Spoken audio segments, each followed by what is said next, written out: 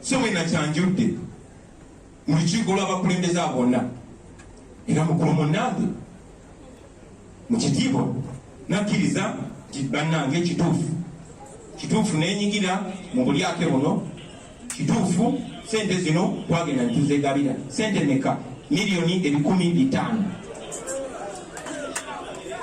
ekyenyiike kisente ezo sigamba nti bataddewo nga polisi yoke wadde kikyamu era nandikiwakanyiza tinaye kwe nazitaddewo nti leader of opposition anajja bweyanazifuna nedda wabula zino tuzewadde nga ffe binafusi siza abaaliwo siza abaasookawo buli leader of opposition anafuna omukisa okujja wano anaateesa ddiirwe eyiye ekyo basebo ne banyabo kyabuwemu ekyo kikyamu sikanya nakyo era olukuŋŋaana lwamaliriza nga tugambye ti mukulu munnange ekintu ekyobuntu bulamu omuntu kyolina okukola kwekola ebintu bisatu okusooka kwekuzayo sente z'omuwomusolo ekyokubiri kwekwetondera abannayuganda kuba eyo si ennono yaffe pozi n'ekisembayo kyekyokulekulira ekifo ekyo ekyobwakomishona kuba kyekyabadde bino byogera ku mukulu munnange naye buli omu ku mmwe ali wano mukulembeze wa NUP eyo yengeri gye tuyisa omuntu yena omuli w'enguzi omuntu yena eyenyigira mu bukyamu singa tubadde mu geto nandikiyise ekituufu kyebakiyita babuyita buki mu geto naye kakati tubere decent tubuyite bukenuzi so ensonga ezo nzogerako si kukakanya deputy president wange kuba kyali deputy president wange naye kubalaga nti ffena tulina okwekakanya mu maaso g'abantu abatulonda era mukulu munnange yaweereddwa amagezi ali kuli komishoni eyo yetondera abantu ate tukumewo bupya njagala obbasaba bw'aba akoze ekintu ekyobuntu bulamu mumwero kaminge twali twanirizaako abantu abasobeza abakoze ebikyamu pozi nga takoze kikyamu naye manyi deputy president wange musajja wa kitiibwa so bw'anaaba akkiriza ddala mu kitiibwa ajja kukola ekintu ekyekitiibwa njagala okubategeezamu abantu bwebakisona ddamu abantu bawano baganda bannange mulina okumanya nti tulina omulimu ogw'amaanyi okwerepresentinga obupya bangi abasookawo bayonona erinnya lyaffe ne batuyita abenkwe ne batuyita abalyake ne batuyita abayaali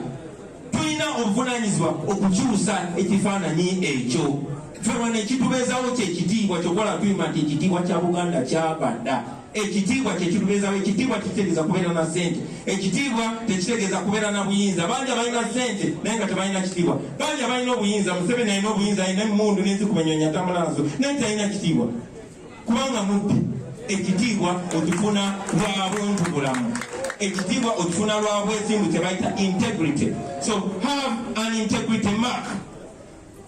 I want all the leaders when naba nkyali mukulembeze wammwe mumanye nti nja kubeera mukambwe nnyo ku bulyake nja kubeera mukambwe nnyo ku bubbi nja kubeera mukambwe nnyo ku bantu abagezaako okuzanyisa omusaayi gw'abaana abantu singa banzita leero baba banzitidde mazima naye olowooza ndiwulira ntya ng'ekintu kyenfiiridde ate gwe otuuse eno n'okitunda kubanga oyagala obusente obutono ensi etulinamu essuubi. Honorable Senyonyi njagala okusaba ssebo ng'ogenda okulembera ttiimu eri mu parliament togikulembera gigende gitwala gitunda gikulembere nga muziyimirira ku ebyo abantu b'endakawa bye bakugamba kuba obasanga bulijjo ne bakaba ne Honorable Senyonyi kino nga kikyamu kiringa kikyamu muyimirire ku nsonga eyo muyimirire ku nsonga z'abaana abali mu makomera abatuteeka mu bifo bino nandibadde soogera gye muli naye abaana bali makomera batuteeka wano wandibadde tuli honorable wandibadde tuli mayor naye abaana abo stand for them.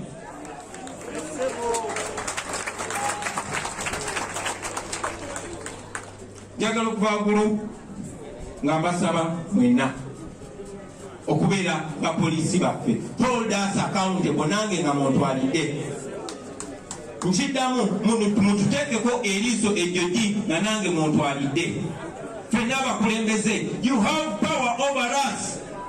Ebintu ebimu sibimanya ebimu mbirabira ku internet so be vigilant media yaffe abana mawulire ate mbasamu ekitiibwa naye amawulire gaffe gali compromise.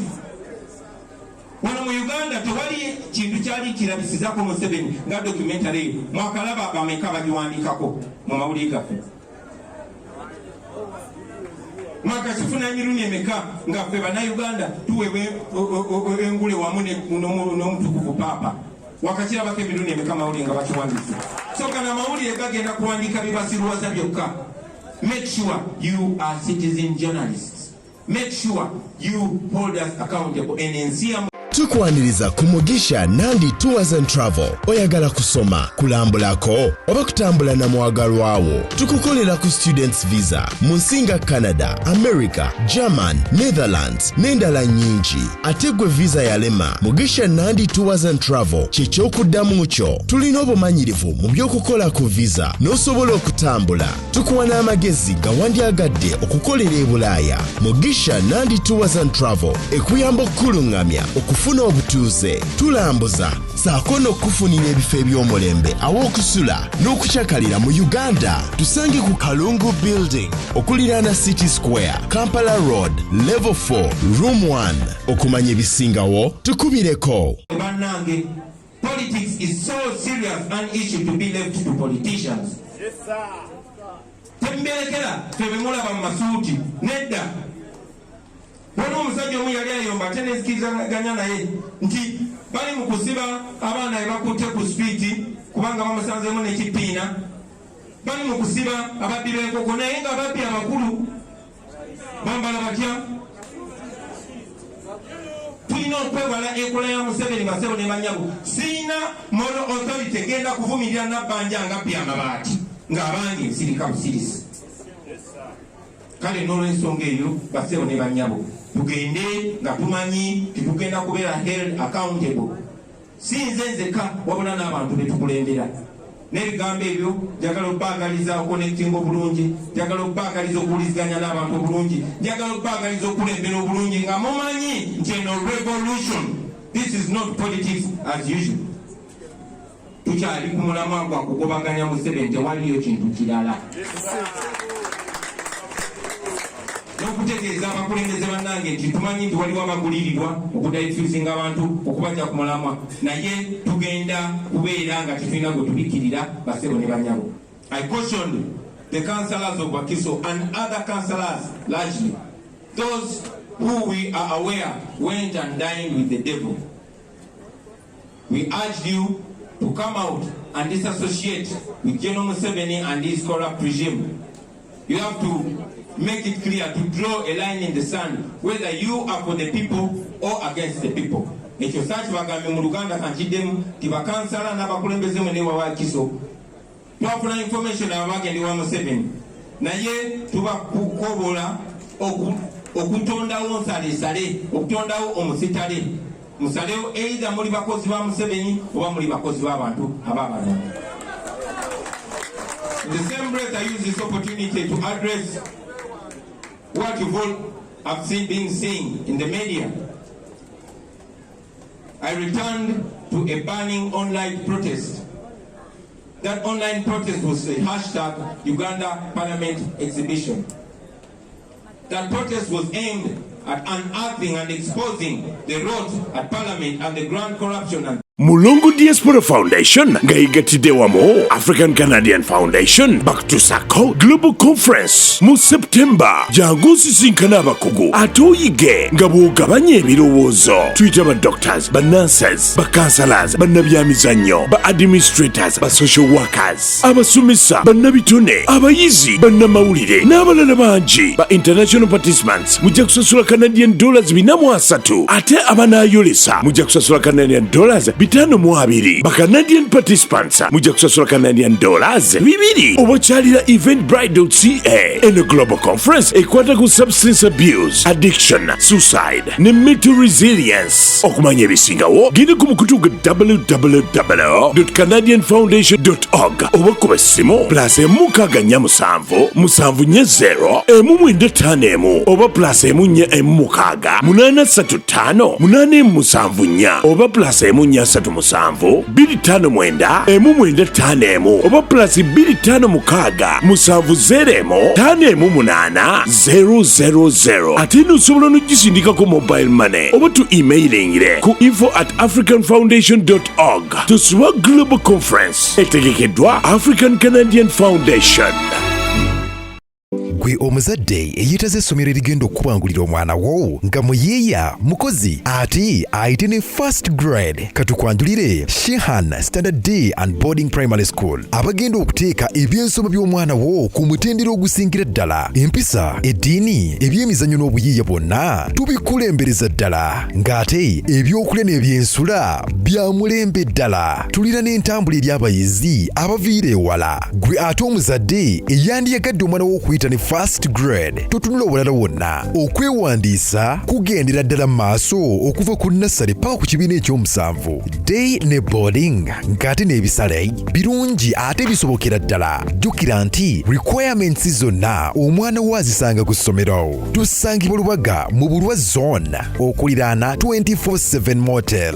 Gwe ayagala okumanya ebisingawo tukubire ku nooti 773 73 359 ne nooti 757 nooti 6 26 96. Shehan Standard Primary School. We invest in education. Weewala abafere leka nkwanjuli Ham Connect UG ye kampani egenda okufunira omulimu ebweru w'eggwanga. Tulina emirimu egy'abawala n'abalenzi mu mawanga nga Iraq, Saudi Arabia, Iran, Bahrain, Qatar n'amawanga amalala mangi. Wano ku Ham Connect UG tutunda n'okugula emmotoka ssaako ne airport taxi. Gwe omwana ow'obuwala olina passport oba tolina jangu ku ofiisi zaffe. Ham Connect UG emirimu gy'abalenzi nagyo tugirina nga ba security guards, ba cleaner, ba housekeeper. Gwe ayagala okumanya ebisingawo tusange ku FB Tower Building ewa Bakuli room number C03 oba tukubire ku namba z'essimu zino noti 75393886 ne noti 7551559193. Ffe aba Ham Connect UG tutuukiriza ekirooto kyo. Oyagala okuteekerateekera omukolo ogw'obuvunaanyizibwa ngenda mu bannaffe aba talkr restaurant abasangibwa Nalukolongo ku kizimbe ky'Amakanga wano ku Masaka Road nga balina abafumbi abatendeka obulungi ate nga bateekateeka emikolo egya buli kika. Bannaffe aba talkr restaurant bakola ne outside catering saako ne delivery. Emmere ekutuukako awo wennyini w'oli. Kola order yo kati opiyo kuba ku nnamba y'essimu eno bakubire ku noti 7 noti 1 25 25 oba noti 772443 bannaffe aba talkr restaurant bakola omukolo gwo n'otaguddamu.